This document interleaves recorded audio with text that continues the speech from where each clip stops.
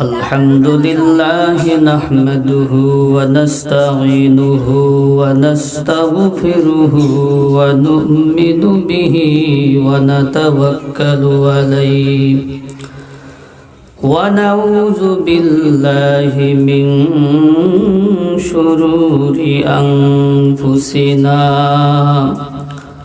ومن سيئات أعمالنا من يهده الله فلا مضل له ومن يضلله فلا هادي له ونشهد أن لا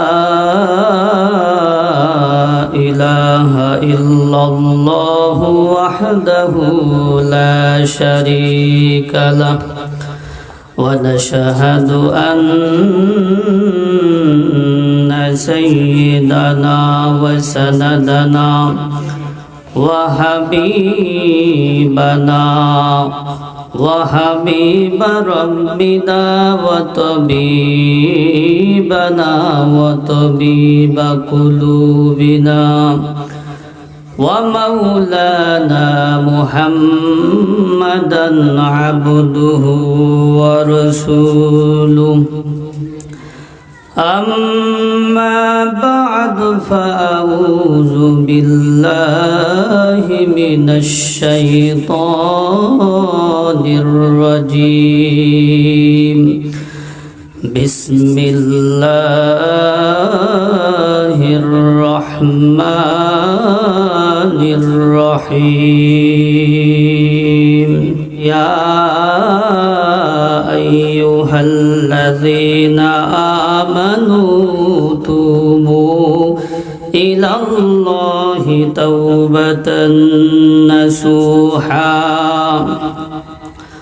وعن أبي هريرة رضي الله عنه قال رسول الله صلى الله عليه وسلم من تاب قبل أن تطلع الشمس من مغربها تاب الله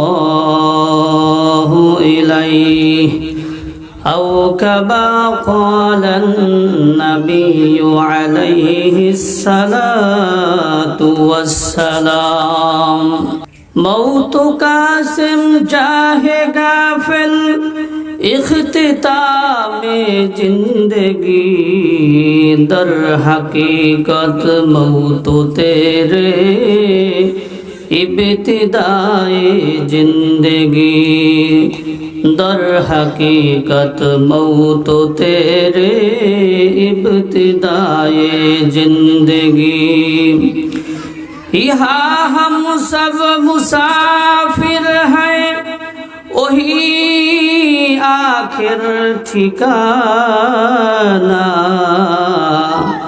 यहाँ हम सब मुसाफिर हैं वही आखिर ठिकाना कोई आगे रवाना है कोई पीछे रवाना कोई आगे रवाना है कोई पीछे रवाना मुसाफिर हर कुजा बाशद वतन राया दमी दारद मुसाफिर हर कुजा बाशद वतन राया दमी दारद चुबुल बुलदर कपस बाशद वतन राया दमी दारद चुबुल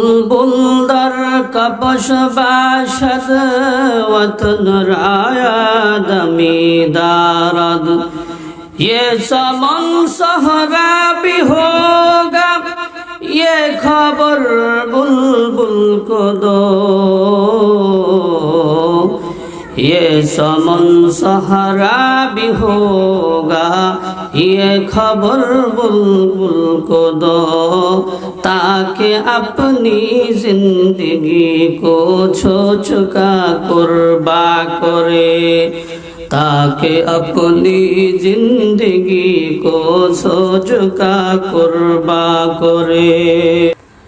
আল্লাহর হাবিব বলেন ক্বালান নবী সাল্লাল্লাহু আলাইহি ওয়াসাল্লাম ক্বালান নবী সাল্লাল্লাহু আলাইহি ওয়াসাল্লাম কুল্লু বনি আদম খাত্তাউন ওয়া খায়রুল খাত্তাইনা আত-তাওয়াবুন।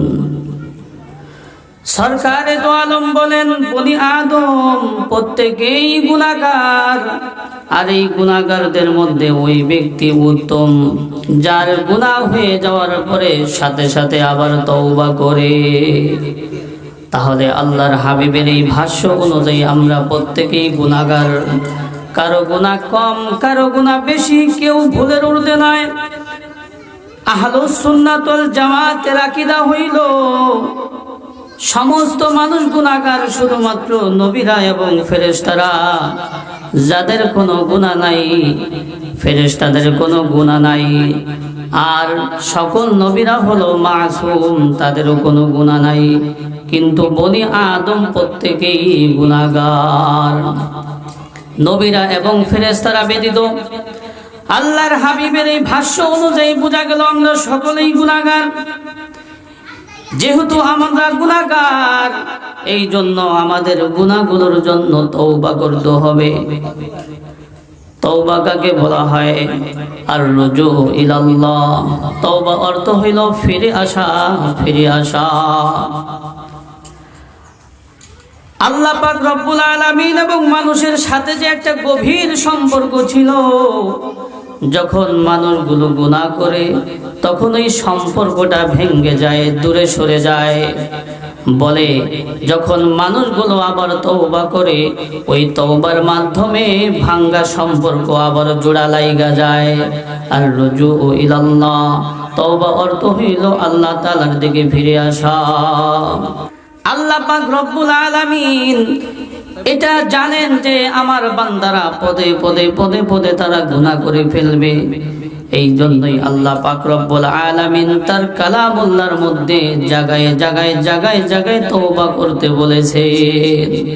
আল্লাহ পাক রব্বুল আলামিন বলেন তুবু ইলাল্লাহি জামিআন আইয়ুহাল মুমিনুন وَتُوبُوا إِلَى اللَّهِ جَمِيعًا أَيُّهَا الْمُؤْمِنُونَ لَعَلَّكُمْ تُفْلِحُونَ।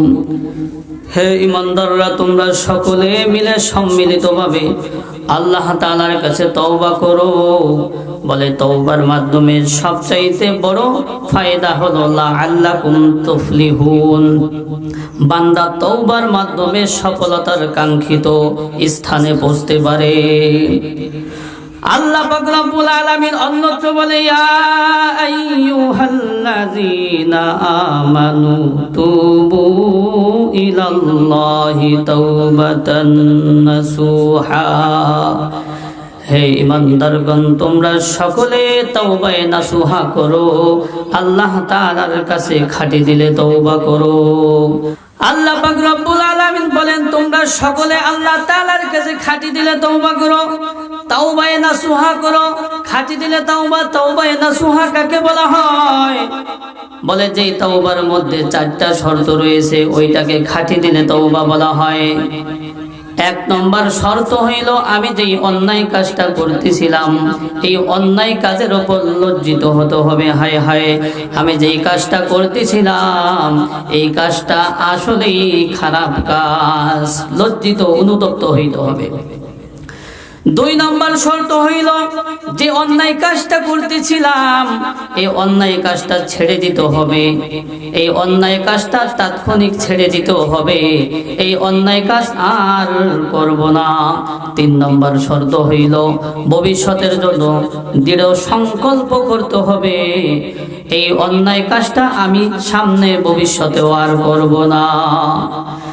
4 নম্বর শর্ত হইল যদি বান্দার কোনো হক থাকে, কারো থেকে যদি আমি টাকা পয়সা নিয়ে থাকি, তার জানতে কিংবা অজান্তে ওইগুলো পরিশোধ করতে হবে। কারণ আল্লাহ পাক রব্বুল আলামিন বান্দার হককে মাফ করবে না। বান্দার হক খুবই মারাত্মক। দুইটা আমল এমন রয়েছে, ওই দুইটা আমল যদি কেউ সুন্দরভাবে সঠিকভাবে পালন করতে পারে, তাহলে আল্লাহ পাক রব্বুল আলামিন বান্দার সকল গুনাহ ক্ষমা করে দেবেন, কিন্তু বান্দার হক আল্লাহ পাক মাফ করবেন না। একটা আমল হইল হজ। যদি কোনো ব্যক্তি সঠিকভাবে হালাল টাকা দিয়ে সুন্নাত ওয়াজিব গুলো ঠিক রেখে হজ পালন করে, আল্লাহর হাবিব বলেন, যদি কেউ কোনো ব্যক্তি হালাল টাকা দিয়ে সুন্দরভাবে হজ পালন করে, তাহলে ওই ব্যক্তি হজ থেকে এমন অবস্থায় ফিরে আসে কেমন যেন তার মা তাকে জন্ম দিয়েছে। অর্থাৎ একজন সন্তান, যখন একজন মা একজন সন্তান প্রসব করে, ওই সন্তানের কোনো গুনাহ থাকতে পারে না। আল্লাহর হাবিব বলেন, যদি কোনো ব্যক্তি সঠিকভাবে হজ করে ফিরে আসে, তাহলে ওই ব্যক্তিরও কোনো গুনাহ থাকতে পারে না, ইল্লা দাইন, কিন্তু ঋণ বান্দার হক আল্লাহ তাআলা মাফ করবেন না। আরেকটা আমল হইল, কেউ যদি আল্লাহর রাস্তায় আল্লাহর দ্বীনকে বুলন্দ করার জন্য নিজের জীবনকে উৎসর্গ করে দেয়, শহীদ হয়ে যায়, এই ব্যক্তির সব গুনাহ ক্ষমা হয়ে যাবে, ইল্লা দাইন, কিন্তু বান্দার হক মাফ হবে না। তাইলে বোঝেন বান্দার হকটা কত মারাত্মক, কত মারাত্মক, কত মারাত্মক। তো 4 নম্বর শর্ত হইল, যদি কোনো লেনদেন থাকে ওইটা পরিশোধ করতে হবে। যদি ওইটা পরিশোধ করে তওবা করি, তাহলে আল্লাহ তাআলা আমার তওবা কবুল করবেন। 1 নম্বর শর্ত বলতেছিলাম, আমি যে অন্যায় কাজটা করতেছি ওইটার উপর লজ্জিত হইতে হবে। 2 নম্বর শর্ত হইল, আমার এই অন্যায় কাজটা তাৎক্ষণিকভাবে ছেড়ে দিতে হবে। 3 নম্বর শর্ত হইল, এই অন্যায় কাজটা ভবিষ্যতে আর করব না, দৃঢ় সংকল্প করতে হবে। 4 নম্বর শর্ত হইল, বান্দার সাথে যদি কোনো মুআমালা থাকে ওইটা পরিশোধ করতে হবে। এই 4টা শর্ত মেনে যদি আমি তওবা করি, তাহলে আমার মালিক আমার তওবা অবশ্যই কবুল করবেন। আর এটাকেই বলা হয় তাওবায়ে নাসুহা। আল্লাহ পাক রব্বুল আলামিন এই তওবাই করতে বলেছেন, ইয়া আইয়ুহাল্লাযীনা আমানু তুবু ইলাল্লাহি তাওবাতান নাসুহা। হে ঈমানদারগণ, তোমরা সকলে তাওবায়ে নাসুহা করো, খাঁটি দিলে তওবা করো। তাওবা করলে আল্লাহ তাআলা কত খুশি হন, কত খুশি হন। বলে তাওবার মাধ্যমে আবার ভাঙ্গা সম্পর্ককে জোড়া লাগানো যায়। বান্দা যখন কোনো নেক আমল করে, নেক আমল করার সাথে সাথে আল্লাহ পাকের সাথে বান্দার সাথে গভীর সম্পর্ক হয়ে যায়। আর এই গভীর সম্পর্ক নষ্ট হয় গুনাহের মাধ্যমে। এই গভীর সম্পর্কটা ভেঙে যায় গুনাহের মাধ্যমে। বলে বান্দা যখন আবার তওবা করে আল্লাহ তাআলার দিকে ফিরে আসে, তখন ওই ভাঙ্গা সম্পর্কটা আবার জোড়া লাইগা যায়। তওবা করলে আমার আল্লাহ কত খুশি হন। আল্লাহর হাবিব এটা বুঝাতে গিয়ে একটা দৃষ্টান্ত বলেছেন, যে এক ব্যক্তি কোথাও সফরে যাচ্ছিল, ধরেন 14 দিনের রাস্তা, যখন 7 দিনের রাস্তা অতিক্রম করেছে, শরীর অত্যন্ত ক্লান্ত শ্রান্ত, তখন এই ক্লান্ত শরীর নিয়ে একটা গাছের নিচে বিশ্রাম নেওয়ার জন্য সে বসছে। হঠাৎ করে তার ঘুম আইসা বসছে। ঘুম থেকে জেগে ওই ব্যক্তি দেখে আমার ওই উটও নাই, উটের ওপর যে খাদ্য সামগ্রী ছিল কিছুই নাই, সব কিছু হাওয়ায় হয়ে গেছে। এবার ওই ব্যক্তি আরো পেরেশান হয়ে গেল, আরো পেরেশান হয়ে গেল। হায় হায়, এদিকে 7 দিনের রাস্তা, এদিকের 7 দিনের রাস্তা আমি কিভাবে পার হব? আমার মৃত্যু নিশ্চিত, আমার মৃত্যু নিশ্চিত। এটা সে চিন্তা করতে করতে আবার সে ক্লান্ত শরীর নিয়ে ঘুমাই গেছে। এবার ঘুম থেকে জেগে দেখে তার ওই উট সব খাদ্য সামগ্রী নিয়ে তার সামনে উপস্থিত। তখন ওই ব্যক্তি কতটা খুশি হয়েছে। আল্লাহর হাবিব বলেন, ওই ব্যক্তি খুশিতে আত্মহারা হয়ে সে সে ভুল করে ফেলেছে। আখতা মিন শিদ্দাতিল ফারহি, আল্লাহর হাবিব বলেন ওই ব্যক্তি খুশিতে আত্মহারা হয়ে বলে ফেলেছে, হে আল্লাহ, আমি হলাম তোমার প্রভু, আনা রব্বুকা ওয়া আনতা আবদি। সেই ব্যক্তি খুশিতে আত্মহারা হয়ে বলে ফেলেছে, ইয়া রব্বুল আলামিন, আমি হলাম তোমার প্রভু আর তুমি হলা আমার বান্দা। আল্লাহর হাবিব বলেন ওই ব্যক্তি তার হারানো উট পেয়ে, হারানো খাদ্য সামগ্রী পেয়ে যতটা খুশি হয়েছে, বলে একজন আল্লাহ ভোলা মানুষ যখন আবার তওবার মাধ্যমে আল্লাহ তাআলার সাথে ভাঙ্গা সম্পর্কে জোড়া লাগায়, আমার আল্লাহ পাক রব্বুল আলামিন তার চাইতে আরো অনেক গুণ খুশি হয়। এই জন্য তওবা করতে হবে, সময় থাকতে তওবা করতে হবে, কারণ এমন একটা সময় আসবে যেদিন তওবা করলে আর তওবা কবুল হবে না। কিয়ামতের বড় 10টি আলামত রয়েছে, এর মধ্যে থেকে 7 নম্বর আলামত হইল সূর্য কিয়ামতের পূর্বে একদিন পশ্চিম দিক থেকে উদয় হবে। এখন সূর্য প্রতিদিন সকালবেলা পূর্ব দিক থেকে উদয় হয়, কিন্তু কিয়ামতের আগে একদিন সূর্য পশ্চিম দিক থেকে উদয় হবে। বলে যেদিন সূর্য পশ্চিম দিক থেকে উদয় হবে ওই দিন আর তাওবা করলে তাওবা কবুল হবে না। আল্লাহর হাবিব বলেন, আন আবি হুরায়রা রাদিয়াল্লাহু আনহু قال قال رسول الله صلى الله عليه وسلم من تاب قبل أن تطلع الشمس من مغربها تاب الله عليه। হযরত আবু হুরায়রা রাদিয়াল্লাহু তাআলা আনহু থেকে বর্ণিত, সরকারে দো আলম বলেন কিয়ামতের পূর্বে একদিন সূর্য পশ্চিম দিক থেকে উদয় হবে। বলে জিলহজ মাসের কুরবানির ঈদের দিবাগত রাতটা এত দীর্ঘ হবে, এত দীর্ঘ হবে, 3-4 রাত পরিমাণ দীর্ঘ সময় অতিবাহিত হওয়ার পরে ক্ষীণ আলো নিয়ে চন্দ্রগ্রহণ, সূর্যগ্রহণের মতো ক্ষীণ আলো নিয়ে পশ্চিম দিক থেকে সূর্য উদয় হবে। যখন পশ্চিম দিক থেকে সূর্য উদয় হবে সব মানুষগুলো ঈমান আনবে, তাওবা করবে, কিন্তু ওই দিন তাওবা করলে আর তাওবা কবুল হবে না, তাওবার দরজা বন্ধ হয়ে যাবে। এই জন্য তওবা করতে হবে সময় থাকতে। বলে কিয়ামত তো অনেক দূরে, একটু পরে তওবা করব না। আরেকটা হাদিস শোনায় আল্লাহর হাবিব বলেছেন, ক্বালা রাসূলুল্লাহ সাল্লাল্লাহু আলাইহি ওয়াসাল্লাম قال رسول الله صلى الله عليه وسلم إن الله عز وجل يقبل توبة العبد ما لم يغرغر। সরকারে দো আলম বলেন মানুষের যখন মৃত্যুর গড়গড়া শুরু হয়ে যাবে ওই সময় যদি মানুষ তওবা করে তাহলে আর তওবা কবুল হবে না। দেখবেন মানুষের যখন মৃত্যুর গড়গড়া শুরু হয়ে যায়, আহারে খালি এদিক ওদিক তাকায় কেমন যেন করে, বলে ওই সময় যদি তওবা করে তওবা আর কবুল হবে না। ওই সময় তওবা করেছিল ফেরাউন।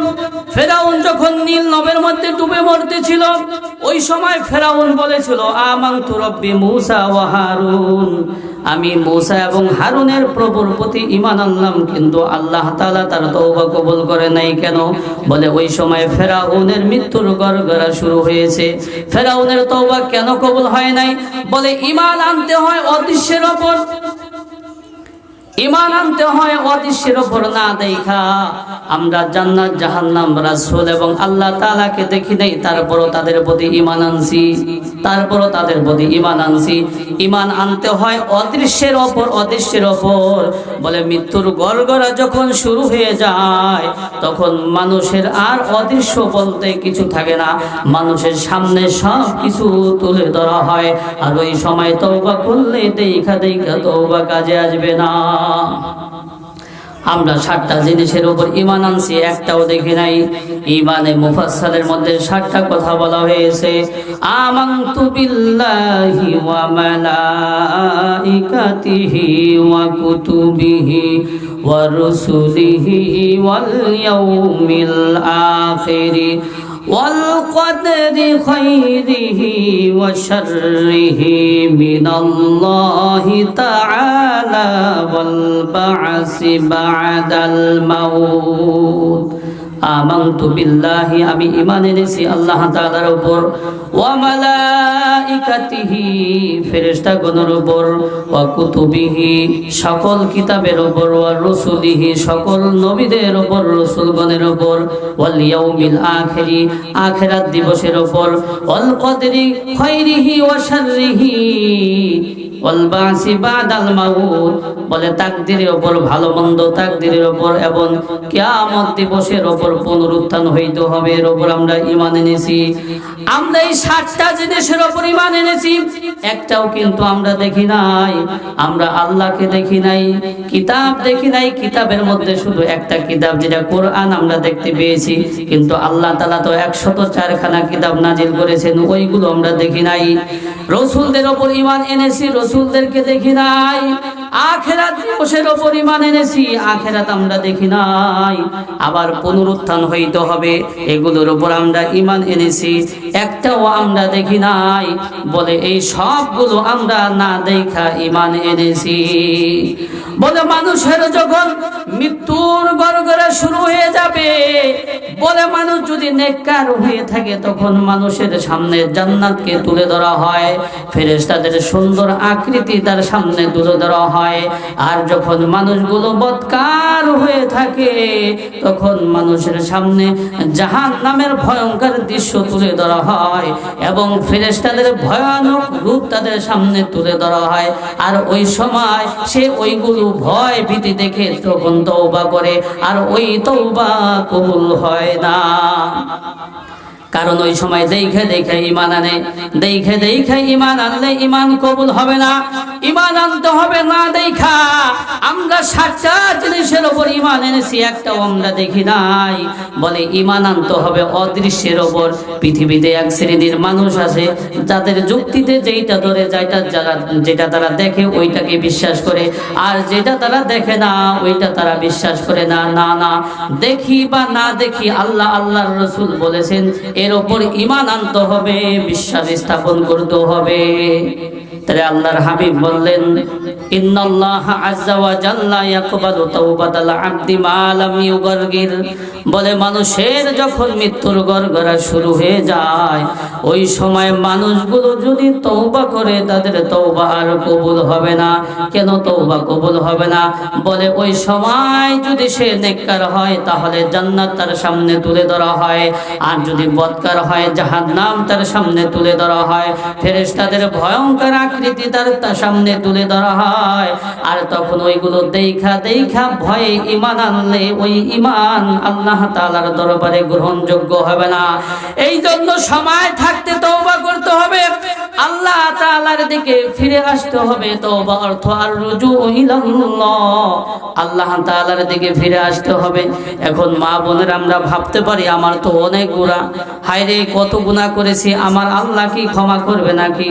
একটা কথা মনে রাখবেন, আমার গুনাহ যত বড়, আমার মালিকের রহমত তার চাইতে অনেক গুণ বেশি বড়। হযরত আলী রাদিয়াল্লাহু তাআলা আনহু বলেন, বদরিয়া দর মানাফে হায় শুমারাস, বদরিয়া দর মানাফে হায় শুমারাস, ওয়ালাকিন সালামত বর কিনারাস। হযরত আলী রাদিয়াল্লাহু তাআলা আনহু বলেন, আমার আল্লাহ তাআলার রহমতের দরিয়া এত প্রশস্ত যে রহমতের দরিয়ার কোনো কুল কিনারা নাই, কোনো সীমানা নাই। এই জন্য আমাদের গুনাহ যতই বড় হোক না কেন, যদি খাঁটি দিলে আমরা তওবা করতে পারি, তাহলে আমাদের তওবা আল্লাহ পাক রব্বুল আলামিন অবশ্যই কবুল করবেন। আমরা ভাবতে পারি আমাদের গুনাহ অনেক, আল্লাহ পাক ক্ষমা করবেন কিনা। আল্লাহ পাক রব্বুল আলামিনের কাছে যদি আমরা খাঁটি দিলে তওবা করতে পারি, তাহলে আল্লাহ পাক রব্বুল আলামিন অবশ্যই আমাদের গুনাহকে ক্ষমা করবেন। ওই যে সরকারে তো আলম বনি ইসরাইলের এক ব্যক্তির ঘটনা শুনাইছে, যেই ব্যক্তি 99 জন মানুষকে হত্যা করেছে। বলে 99 জন মানুষকে হত্যা করে তার ভিতরে অনুতপ্ত আসছে, আফসোস আছে, হায় হায় আমি যেই কাজগুলো করেছি এটা অন্যায় কাজ, এর থেকে ফিরে আসা দরকার। 99 জন মানুষকে হত্যা করে তখন তার ভিতরে অনুতপ্ত আসছে। সে তওবার উদ্দেশ্যে একজন খ্রিস্টান পাদ্রীর কাছে গেল, গিয়ে বলল, আমি 99 জন মানুষকে হত্যা করেছি, আল্লাহ পাক রব্বুল আলামিন আমার জন্য কোনো তওবার রাস্তা রাখছে কিনা। ওই খ্রিস্টান পাদ্রী বলল, তোমার জন্য কোনো তওবার রাস্তা নাই। তখন ওই ব্যক্তি ওই ধর্মগুরুকে, খ্রিস্টান পাদ্রীকেও হত্যা করে ফেললো। বলে আগে ছিল 99 জন, এখন হইল 100 জন। 100 মানুষকে হত্যা করে তারপরও তার ভিতরে অনুতপ্ত আসলো। 100 মানুষকে হত্যা করে ফেলেছে সে, এরপর সে রাস্তা হাল ছাড়ে নাই, তার ভিতরে অনুতপ্ত আছে, হায় হায় আমি যেই কাজগুলো করেছি সেটা অন্যায় কাজ। সে তওবার উদ্দেশ্যে একজন আলেমের কাছে গেল, তওবার উদ্দেশ্যে একজন আলেমের কাছে গেল, গিয়ে বলল, হুজুর আমি 100 মানুষকে হত্যা করেছি, আল্লাহ তাআলা আমার জন্য কোনো তওবার রাস্তা রাখছে কিনা। হুজুর বলতেছে, হ্যাঁ হ্যাঁ আল্লাহ পাক রব্বুল আলামিন তোমার জন্য তওবার রাস্তা রাখছে, তবে হ্যাঁ শর্ত হইল তুমি যেই এলাকায় থাকো ওইটা গুনাহের পরিবেশ, ওই এলাকা থেকে হিজরত করতে হবে, নেককার মানুষের পরিবেশে যাইতে হবে, এরপর তওবা করতে হবে। বলে ওই হুজুরের পরামর্শ অনুযায়ী ওই ব্যক্তি সফর করলো। সফরের উদ্দেশ্যে সে রওনা দিল।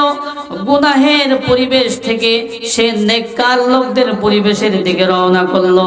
যখন এই মাঝ পথে ওই ব্যক্তি পৌঁছলো, তার ইন্তেকাল হয়ে গেল।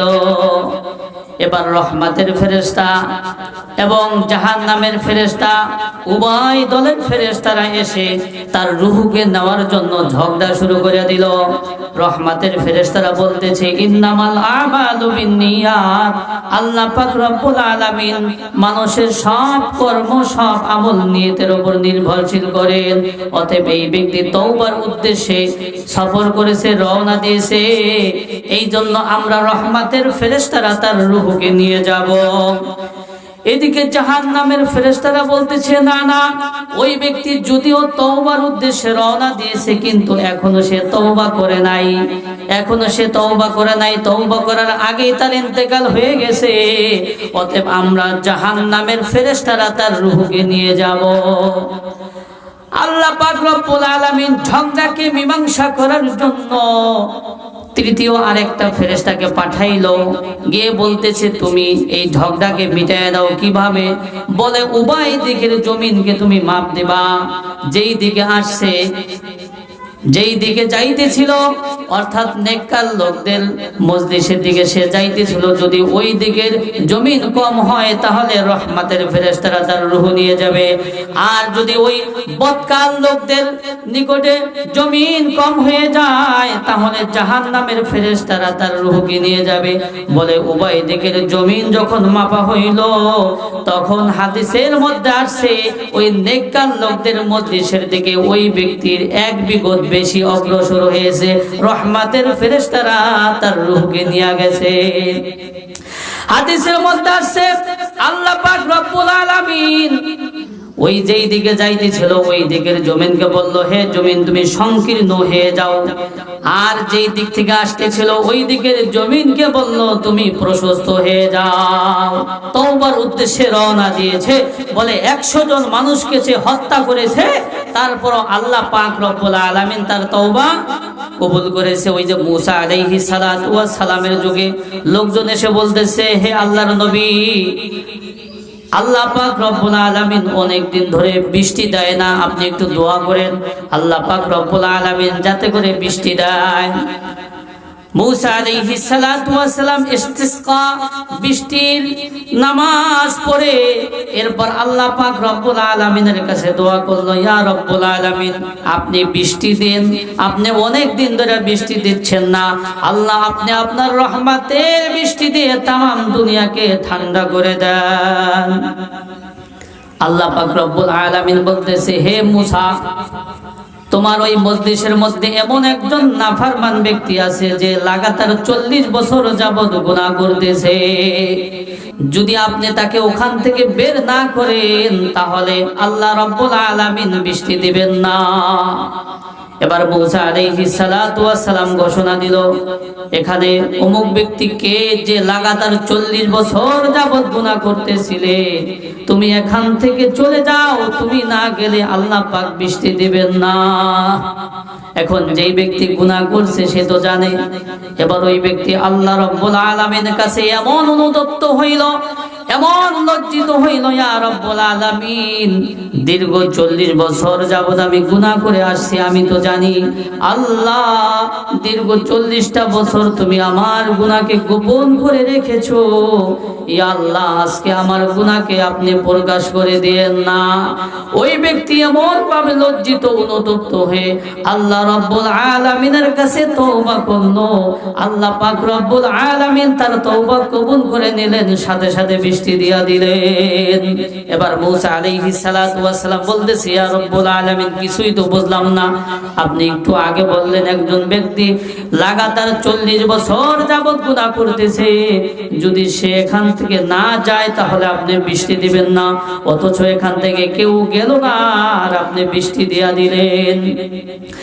আল্লাহ পাক রব্বুল আলামিন বলতেছে, মুসা, যার কারণে আমি বৃষ্টি এতক্ষণ দেই নাই, এখন আমি তার কারণেই বৃষ্টি দিয়েছি। বলে এই ব্যক্তি আমার কাছে এমন ভাবে তওবা করেছে, আমি আল্লাহ তার তওবাকে কবুল করে আমি রহমতের বৃষ্টি দিয়ে দিছি। তাহলে ওই ব্যক্তি লাগাতার 40 বছর যাবত গুনাহ করেছে। সরকারে দো আলম হাদিসের মধ্যে বলেন, জুহাইনা গোত্রের এক নারী অবৈধ সম্পর্ক করে গর্ভবতী হয়েছিল, তার ভিতরে অনুতপ্ত আসলো, হায় হায় আমি অন্যায় কাজ করেছি। আল্লাহর হাবিবের কাছে এসে বলতেছি, ইয়া রাসূলুল্লাহ, ইয়া হাবিবাল্লাহ, আমি অবৈধ সম্পর্ক করে আমি গর্ভবতী হয়েছি, আমি তওবা করতে চাই, আমাকে সংশোধন করে দেন। আল্লাহর হাবিব তার আত্মীয় স্বজনকে ডেকে এনে বলতেছে যে তোমরা তাকে নিয়ে যাও, যখন বাচ্চা প্রসব করবে এরপর তোমরা আবার আমার কাছে নিয়ে আইসো, এর আগে তাকে খুব লালন পালন করো, যত্ন সহকারে রাখো। আত্মীয় স্বজন খুব যত্ন সহকারে তাকে রাখতেছে। বলে যখন বাচ্চা প্রসব করলো, বাচ্চা প্রসব করার পরে তার আত্মীয় স্বজন আবার আল্লাহর হাবিবের কাছে ওই নারীকে নিয়ে আসলো। নিয়ে আসার পরে সরকারে দো আলম হুকুম দিলেন, তাকে ভালো করে বেঁধে ফেলো। বেঁধে ফেলার পরে আল্লাহর হাবিব হুকুম দিলেন, তাকে পাথর নিক্ষেপ করে হত্যা করে ফেলো। পাথর নিক্ষেপ করে হত্যা করে ফেলো। তাকে পাথর নিক্ষেপ করে হত্যা করে ফেলা হইল। এটা আমাদের সমাজ আবার করা যাবে না, যেখানে ইসলামী শরিয়ত কায়েম আছে। এটা আল্লাহ তাআলার বিধান যে বিবাহিত নারী পুরুষ যদি জিনা করে তাহলে তাদেরকে পাথর নিক্ষেপ করে হত্যা করা হবে, যেখানে ইসলামী আইন আছে। আমাদের বাংলাদেশ মুসলমান কান্ট্রি, কিন্তু ইসলামী আইন নেই, কি নাই? আমরা এই আইন নিজের হাতে কেউ কি করব না। যাই হোক, তাকে পাথর নিক্ষেপ করে হত্যা করা হইল। এরপর আল্লাহর হাবিব তার জানাজার নামাজ নিজেই পড়লেন। হযরত ওমর রাদিয়াল্লাহু তাআলা আনহু বললেন, ইয়া রাসূলুল্লাহ, ইয়া হাবিবাল্লাহ, এই ব্যক্তি এমন একজন পাপিষ্ঠা মহিলা, পাপাচারী মহিলা, আপনি তার জানাজার নামাজ পড়লেন। সরকারে দো আলম বলেন, হে ওমর, এই মহিলা এমন তওবা করেছে, এমন তওবা করেছে, যদি মদিনার 70 জন গুনাহগার মানুষের মাঝে তার তওবাকে বন্টন করা হয় তাহলে এটা তাদের জন্য যথেষ্ট হয়ে যাবে। সে কি না করেছে বলে তাওবার উদ্দেশ্যে নিজের জীবনকে উৎসর্গ করে ফেলেছে। তাইলে আমাদের গুনাহ যতই বড় হোক, আল্লাহ পাকের রহমতের চাইতে বেশি বড় না। আল্লাহ পাকের রহমতের দুনিয়ার কোনো কুল কিনারা নাই। আমার আল্লাহ পাক রব্বুল আলামিনের কাছে যদি খাঁটি দিলে তওবা করতে পারি, আল্লাহ পাক রব্বুল আলামিন অবশ্যই ক্ষমা করে দিবেন। হাদিসের কুদসির মধ্যে আছে, আন আবি হুরায়রা রাদিয়াল্লাহু আনহু قال قال رسول الله صلى الله عليه وسلم قال الله تبارك وتعالى ইয়া ইবনা আদম ইন্নাকা মা দাউতানি ওয়া রাজাউতানি গফরতু লাকা আলা মা কানা ফিকা ওয়া লা উবালি ইয়া ইবনা আদম লাউ বালাগাত যুনুবুকা আনানাস সামাই সুম্মা আস্তাগফারতানি গফরতু লাকা ইয়া ইবনা আদম ইন্নাকা লাউ আতাইতানি বিকুরাবিল আরদি সুম্মা লাকিতানি লা তুশরিক বি শাইআন লা আতাইতুকা বিকুরাবিহা মাগফিরাতান। হাদিসে কুদসির মধ্যে আছে আল্লাহ পাক রব্বুল আলামিন বনি আদমকে ডেকে বলে, হে বনি আদম, তোমার গুনার পরিমাণ যতই হোক না কেন, যতক্ষণ পর্যন্ত তুমি আমাকে ডাকিতে থাকিবে, আমার কাছে ক্ষমার আশা রাখিতে থাকিবে, আমি আল্লাহ রাব্বুল আলামিন তোমার সকল গুনাহ ক্ষমা করে দেব। তোমার গুনার পরিমাণ যতই হোক না কেন আমি পরোয়া করিব না। হে বনি আদম, যদি তোমার গুনার পরিমাণ বাড়িয়া আকাশকে স্পর্শ করে আর তুমি আমার কাছে খাঁটি দিলে তওবা করো, তাহলে আমি আল্লাহ তোমার সকল গুনাহকে ক্ষমা করে দেব। তোমাকে ক্ষমা করার ব্যাপারে আমি পরোয়া করিব না। হে বনি আদম, যদি পৃথিবীর সমপরিমাণ গুনাহ নিয়ে তুমি আমার কাছে আসো আর এমন অবস্থায় আমার সাথে সাক্ষাৎ করো যে আমার সাথে কাউকে শরীক করো নাই, আমার সাথে শিরিক করো নাই, তাহলে আমি আল্লাহ রাব্বুল আলামিন ওই পরিমাণ মাগফিরাত নিয়ে তোমার কাছে উপস্থিত হইব। তাহলে শিরিকের গুনাহ আল্লাহ ক্ষমা করবে না। শিরিক ব্যতীত যত গুনাহ আছে যদি আমরা খাঁটি দিলে তওবা করতে পারি, আল্লাহ পাক রব্বুল আলামিন সব গুনাহকে ক্ষমা করে দিবেন। শিরিকের গুনাহ ক্ষমা করবে না, শিরিকের গুনাহ ক্ষমা করবে না। ইন্না শিরকা লা যুলমুন আযীম, শিরিক হইল মহাপাপ। ইন্নাহু মান ইউশরিক বিল্লাহ ফাকাদ হারামাল্লাহু আলাইহিল জান্নাহ ওয়া মাওয়াহুন নার। আল্লাহ পাক রব্বুল আলামিন বলেন, যেই ব্যক্তি শিরিক করবে তার জন্য জান্নাত হারাম, জাহান্নাম তার জন্য অবধারিত হয়ে যাবে। বলে মানুষ 70 বছর, 60 বছর, 50 বছর ইবাদত করলো, যদি মৃত্যুর পূর্বে একটা শিরকি গুনাহ হয়ে যায় তাহলে সব ইবাদত বরবাদ হয়ে যাবে। আল্লাহ পাক রব্বুল আলামিন বলেন, ওয়ালাকাদ উহিয়া ইলাইকা ওয়া ইলাল্লাযীনা মিন ক্বাবলিকা লা ইন আশরাকতা লা ইয়াহবাতান্না আমালুকা ওয়া লা তাকুনান্না মিনাল খাসিরিন। হে নবী, আমি আপনার নিকট এবং আপনার পূর্ববর্তীদের নিকট এই মর্মে ওহী প্রেরণ করেছি যে যদি আপনি শিরিক করেন, আল্লাহ তাআলার সাথে শরীক করেন, তাহলে আপনার সব আমল বরবাদ হয়ে যাবে, আপনি ক্ষতিগ্রস্তদের অন্তর্ভুক্ত হয়ে যাবেন। আল্লাহ পাক তার নবীকে বলছে, তাইলে আমরা যদি শিরিক করি আমাদেরও তো সব আমল বরবাদ হয়ে যাবে। এই জন্য সাবধান, সাবধান। শিরিক কাকে বলা হয়? বলে আমার আল্লাহ তাআলা যেটা পারে এটা অন্য কেউ পারে বলে ধারণা করলাই হলো শিরিক। আল্লাহ রাব্বুল আলামিন রিজিকের মালিক, অন্য কেউ রিজিক দিতে পারে, এই ক্ষমতা আছে, এই পাওয়ার আছে, এটা ধারণা করে শিরিক। সন্তান দেওয়ার মালিক আল্লাহ, বলে অন্য কেউ সন্তান দিতে পারে, আমার পীর আমার বাবা সন্তান দিতে পারে, এই ক্ষমতা তার আছে, এই পাওয়ার তার আছে, এমন ধারণা করাই হলো শিরিক। বৃষ্টি কখন হবে? বৃষ্টি দেওয়ার মালিক আমার আল্লাহ, বলে অমুকে জানে, অমুকে জানে, বলে দিতে পারে বৃষ্টি হবে, এমন ধারণা করাই হলো শিরিক। বলে হুজুর খবরে তো কয়, খবরে বলে কি বলে? খবরে বৃষ্টি হওয়ার সম্ভাবনা আছে, কি বলে? সম্ভাবনা আছে, কিন্তু বলেনি যে বৃষ্টি হবে নিশ্চিত, এমন কথা বলে না। বলে অনেক সময় খবরে ঘূর্ণিঝড়ের কথা বলে, কিছুদিন আগে ঘূর্ণিঝড়ের কথা বলছিল, ঘূর্ণিঝড় হয়েছে নি, সম্ভাবনা বলছে, যে তারা বলছে কি হইতে পারে, সম্ভাবনা আছে, কিন্তু নিশ্চিত দিয়ে বলতে পারবে না কিয়ামত কখন হবে আমার আল্লাহ তাআলা ছাড়া কেউ জানে না। বলে এটা অন্য কেউ জানে বলে, পারে বলে, জানতে পারে বলে ধারণা করাই হলো শিরিক। এক কথায় আমার আল্লাহ যেটা পারে এটা অন্য কেউ পারে বলে ধারণা করাই হলো শিরিক। বলে কিয়ামতের পূর্বে মানুষের এমন অবস্থা হবে, জাহালাত মূর্খতা এমন ভাবে ছড়িয়ে যাবে, বলে মানুষের সকালে ঈমান থাকবে, সন্ধ্যায় ঈমান থাকবে না, আবার সন্ধ্যায় ঈমান থাকবে, সকালে ঈমান থাকবে না। বলে কিভাবে? বলে মানুষের মূর্খতার কারণে, জাহালাতের কারণে, দ্বীনের ব্যাপারে অজ্ঞ থাকার কারণে এমন কথা বলে ফেলবে কোন ফাঁকে যে তার ঈমান চলে গেছে সে নিজেও টের পায় নাই। তাহলে আল্লাহ পাক রব্বুল আলামিন হাদিসে কুদসির মধ্যে বললেন, হে বনি আদম, যতক্ষণ পর্যন্ত তুমি আমাকে ডাকিতে থাকিবে, আমার কাছে ক্ষমার আশা রাখিতে থাকিবে, আমি আল্লাহ তোমাকে ক্ষমা করিয়ে দিব। তোমার গুনার পরিমাণ যতই হোক না কেন আমি আল্লাহ পরোয়া করিব না। হে বনি আদম, যদি তোমার গুনাহ বাড়িয়া আকাশকে স্পর্শ করে, আর এমন অবস্থায় যদি আমার কাছে খাটি দিলে তওবা করো, আমি আল্লাহ তোমাকে ক্ষমা করে দেব। আমি আল্লাহ তোমাকে ক্ষমা করে দেওয়ার ব্যাপারে কোনো পরোয়া করিব না।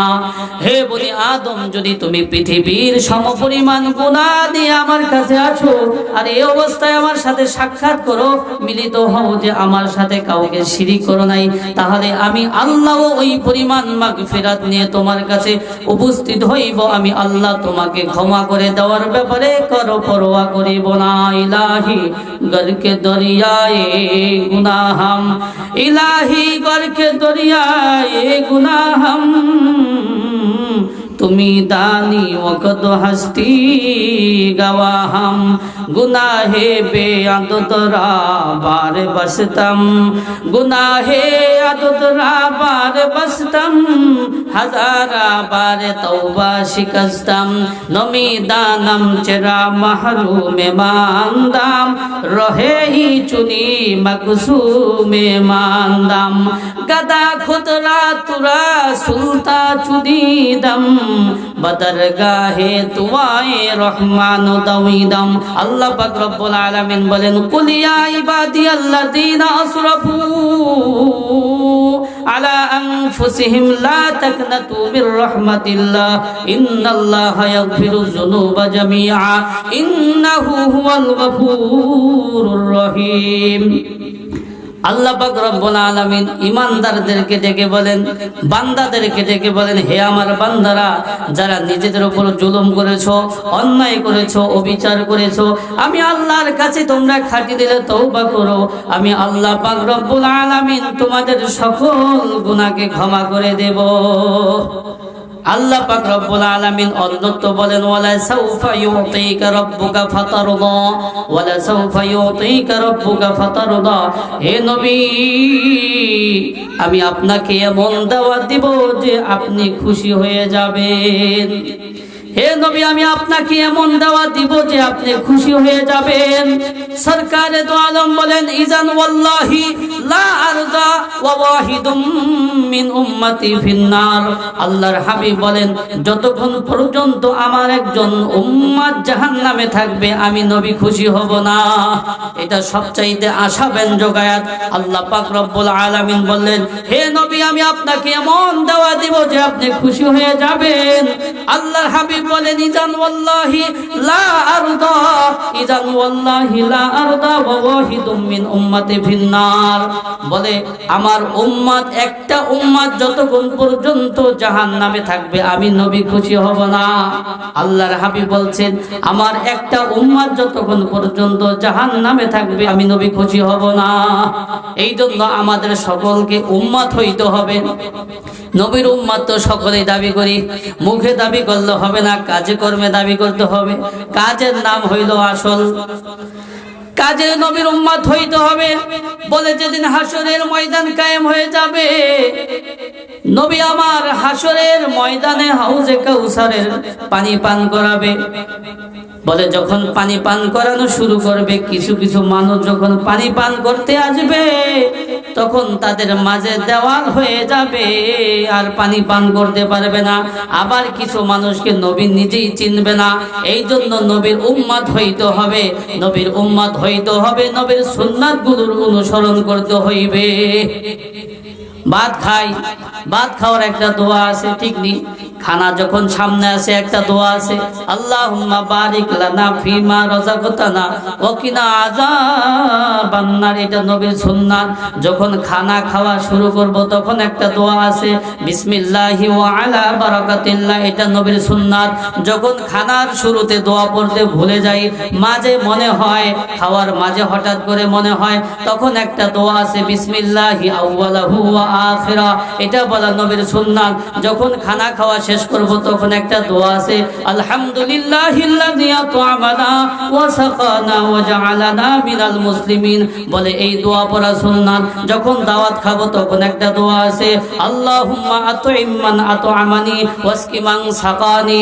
এটা বলা নবীর সুন্নাত। যখন ঘুমাইতে যাব তখন একটা দোয়া আছে, আল্লাহুম্মা বিসমিকা ওয়া আমুতু ওয়া আহইয়া। এই দোয়াটা পড়তে হবে, এটা নবীর সুন্নাত। যখন ঘুম থেকে উঠবো তখন একটা দোয়া আছে, আলহামদুলিল্লাহিল্লাযী আহইয়ানা বা'দা মা আমাতানা ওয়া ইলাইহিন নুশুর। এটা বলা নবীর সুন্নাত, এটা পাঠ করতে হবে। যখন ইস্তিনজায় যাব তখন দোয়া আছে, যখন ইস্তিনজায় থেকে বের হব তখন দোয়া আছে। এই দোয়াগুলো পালন করতে হবে, মিসওয়াক করতে হবে, নবীর সুন্নাতগুলো অনুসরণ করতে হবে। নবী বলছেন তোমরা আমাকে পাবা না, আমার অনুসরণ কিভাবে করবা? আল্লাহর হাবিব বলছেন তোমরা যদি আমার সুন্নাতকে অনুসরণ করো তাহলে আমার নবী, আমি নবীকে অনুসরণ করা হয়। এই জন্য নবীর অনুসরণ করতে হবে, নবীর উম্মত হইতে হবে। নবী যে আমাদেরকে চিনবেন, এই জন্য কিভাবে চিনবেন? নবীর সুন্নাতগুলোর অনুসরণ যদি আমরা করতে পারি তাহলে আশা করা যায় নবী আমাকে চিনবেন, নবীর উম্মত হইতে হবে। 5 ওয়াক্ত নামাজ আমাদের অবশ্যই পালন করতে হবে। ঈমান আনার পরে সবচাইতে গুরুত্বপূর্ণ ইবাদত হইল নামাজ। সবচাইতে গুরুত্বপূর্ণ ইবাদত হইল নামাজ। বলে নামাজের মাধ্যমে বান্দার সাথে আল্লাহ তাআলার সাথে গভীর সম্পর্ক হয়, গভীর সম্পর্ক হয়। ঈমান আনার পরে একজন মানুষের সবচাইতে গুরুত্বপূর্ণ ইবাদত হইল নামাজ। ইন্নাস সালাতা তানহা আনিল ফাহশাই ওয়াল মুনকার। নিশ্চয়ই নামাজ সকল অন্যায় অশ্লীল কাজ থেকে বিরত রাখে। অথচ দেখি আমি নামাজও পড়ি, মোটামুটি সব অন্যায় কাজও করি, তাহলে আল্লাহ কি মিথ্যা বললো নাকি? না না, আমার আল্লাহ মিথ্যা বলে নাই। দুনিয়ার কোনো বই পুস্তক যখন লেখা হয় তার শুরুতেই লিখে দেওয়া হয় যদি কোনো ভুল কেউ পান তাহলে জানিয়ে দিবেন, পরবর্তীতে সংশোধন করে দেওয়ার চেষ্টা করব। আমার আল্লাহ তার কালামের শুরুতে বলে দিয়েছে আলিফ লাম মিম যালিকাল কিতাবু লা রাইবা ফি। এইসা কিতাব হয় যেই কিতাবের মধ্যে কোনো ভুল নাই, ভুলের সংশয়ও নাই। তাহলে বোঝা গেল আল্লাহ তাআলা সত্যি বলেছেন, আল্লাহ তাআলা সত্যি বলেছেন। এখন প্রশ্ন হয় আমি তো নামাজ পড়ি, কেন অন্যায় কাজ থেকে বিরত থাকতে পারি না? আমি তো নামাজ পড়ি, কেন গীবাত শেখায় ছাড়তে পারি না? আমি তো নামাজ পড়ি কিন্তু চগলখড়ি ছাড়তে পারি না, সুদ খাওয়া ছাড়তে পারি না। অনেক মা বোনেরা টাকা লাগায়, বিদেশ থেকে টাকা পাঠায়, আর কি করে টাকা লাগায়, গ্রামে গ্রামে গ্রামে কি করে টাকা লাগায়, মা বোনেরা সুদ খায়। শুনতে খুবই লজ্জাজনক, মায়েরা মহিলারও সুদ খায়। যাই হোক, আল্লাহ পাক বলল নামাজ সকল অন্যায় অশ্লীল কাজ থেকে বিরত রাখে। অথচ আমি নামাজও পড়ি, মোটামুটি সব অন্যায় কাজও করি। তাহলে আল্লাহ পাক কি মিথ্যা বললো নাকি? না না, আমার আল্লাহ পাক মিথ্যা বলে নাই। আসলে আমার নামাজটা নামাজের মতোই হয় না। যেই নামাজটা নামাজের মতো হইবে ওই নামাজ সকল অন্যায় অশ্লীল কাজ থেকে অবশ্যই বিরত রাখবে। আল্লাহর হাবিব বলেন, আন কতাদা রাদিয়াল্লাহু আনহু قال قال رسول الله صلى الله عليه وسلم اسوأ الناس سرقة الذي يسرقها من صلاته قالوا يا رسول الله كيف يسرقها قال لا يتم ركوعها ولا سجودها। হযরত আবু কতাদা রাদিয়াল্লাহু তাআলা আনহু থেকে বর্ণিত সরকার দো আলম বলেন, নামাজের মধ্যে যেই ব্যক্তি চুরি করে এই ব্যক্তি হলো সবচেয়ে বড় চোর। সাহাবায়ে কেরাম আশ্চর্য হয়ে জিজ্ঞাসা করলেন, ইয়া রাসূলুল্লাহ, ইয়া হাবিবাল্লাহ, নামাজের মধ্যে আবার কিভাবে চুরি করে, এটা তো বুঝি না। আল্লাহর হাবিব বলেন, লা ইউতিম্মু রুকুআহা ওয়ালা সুজুদাহা। বলে যেই ব্যক্তি রুকু সিজদা ঠিকমতো আদায় করলো না ওই ব্যক্তি নামাজের মধ্যে চুরি করলো। আর যে নামাজের মধ্যে চুরি করলো এই হলো সবচাইতে বড় চোর। রুকু থেকে সোজা হয়ে দাঁড়িয়ে দেরি করা ওয়াজিব, দুই সিজদার মাঝখানে সোজা হয়ে বসে দেরি করা ওয়াজিব। মাসআলা যদি একটা ওয়াজিব ইচ্ছাকৃতভাবে তরক করা হয় তাহলে সাহু সিজদা দিলে আর নামাজ হবে না। যদি ভুলবশত ওয়াজিব তরক হয়ে যায় তাহলে সাহু সিজদা দিলে নামাজ হবে। অনেকে কি করি আমরা, রুকু থেকে সোজা হয়ে না দাঁড়াই আবার কি করি, সেজদায় চলে যাই, তাহলে আমার এই ওয়াজিবটা আদায় হলো না। দুই সেজদার মাঝখানে সোজা হয়ে না বৈশাই আবার কি দ্বিতীয় সেজদায় চলে যাই, আমার ওয়াজিবটা আদায় হলো না। একটা ওয়াজিব যদি আমার ইচ্ছাকৃতভাবে তরক করা হয় তাহলে আমার নামাজ হবে না। আল্লাহর হাবিব এই কথাই বলেছেন, আসওয়াউন নাসি সারিকাতান আল্লাযী ইয়াসরিকুহা। ক্বালু ইয়া রাসূলাল্লাহ কাইফা ইয়াসরিকুহা? ক্বালা লা ইউতিম্মু রুকুআহা ওয়ালা সুজুদা। আল্লাহর হাবিব বলেন, যে ব্যক্তি নামাজের মধ্যে চুরি করে এই ব্যক্তি হলো সবচাইতে বড় চোর। সাহাবায়ে কেরাম আশ্চর্য হয়ে জিজ্ঞাসা করলো, ইয়া রাসূলুল্লাহ, ইয়া হাবিবাল্লাহ, নামাজের মধ্যে আবার কিভাবে চুরি করে? সরকারে দো আলম বলেন, যদি কোনো ব্যক্তি রুকু সিজদা ঠিকমতো আদায় না করে তাহলে ওই ব্যক্তি নামাজের মধ্যে চুরি করলো। আর যে নামাজের মধ্যে চুরি করলো এ হলো পৃথিবীর মধ্যে সবচাইতে বড় চোর। এই জন্য নামাজটা যখন নামাজের মতো হবে, এই নামাজ আমাকে সকল অন্যায় অশ্লীল কাজ থেকে বিরত রাখবে। নামাজ ভঙ্গের এক নম্বর কারণ হইল কেরাতে অশুদ্ধ পড়া। এই অধিকাংশ মা বোনদের কেরাতে অশুদ্ধ, শুদ্ধ করতে হবে সেই ফিকিরই নেই। দুনিয়ার কত কিছু বুঝলাম, হ্যাঁ, বসতে বসতে বসতে বসতে মোটামুটি বয়স 50-60 পার হয়ে গেল, কিন্তু কেরাতটা যে শুদ্ধ করতে হবে সেই খবরেই নাই। আল্লাহর হাবিব বলেন, যদি কোনো বান্দা, যদি কোনো বান্দি 5 ওয়াক্ত নামাজ গুরুত্ব ইহতিমামের সহিত আদায় করে, আমার আল্লাহ পাক রব্বুল আলামিন তাকে 5টা পুরস্কার দিবেন। 1 নম্বর পুরস্কার হইল তার রিজিকের অভাব দূর করে আল্লাহ পাক তার জন্য হালাল রিজিকের ব্যবস্থা করে দিবেন। 2 নম্বর পুরস্কার দিবেন, আল্লাহ পাক রব্বুল আলামিন তার কবরের আযাবকে maaf করে দিবেন। সরকারে দো আলম বলেন, ইন্নামাল কবরু রাউযাতুম মিন রিয়াজিল জান্নাহ আও হুবারুম মিন হুবারিন নার। এই কবরটা কারো কারো জন্য জান্নাতের বাগান সমূহের মধ্য থেকে একটা বাগান হবে, আবার কারো কারো জন্য জাহান্নামের টুকরা সমূহের মধ্য থেকে একটা টুকরা হবে। 3 নম্বর যে পুরস্কার দিবেন, 30,000 বছরের ফুলসিরাত বীজদের গতিতে পার করাই দিবেন। 4 নম্বর পুরস্কার দিবেন, আল্লাহ পাক আমলনামা ডান হাতে দিবেন।